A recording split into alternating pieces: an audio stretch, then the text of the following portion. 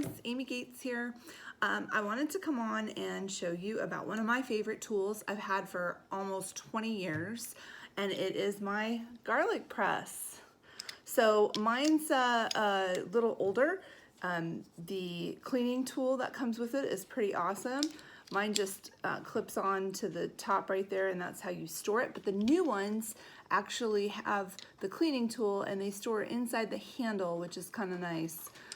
But regardless, they both have the cleaning tool, and the idea is that there's these little pokies there on it so that you can get inside the holes and really clean out the garlic that sticks in there. So that's nice. But the best part about the garlic press is that you don't have to peel your garlic. So you can take the whole clove of garlic. I have one clove here. It's still got the skin on it. Okay, put the whole clove inside and we just press.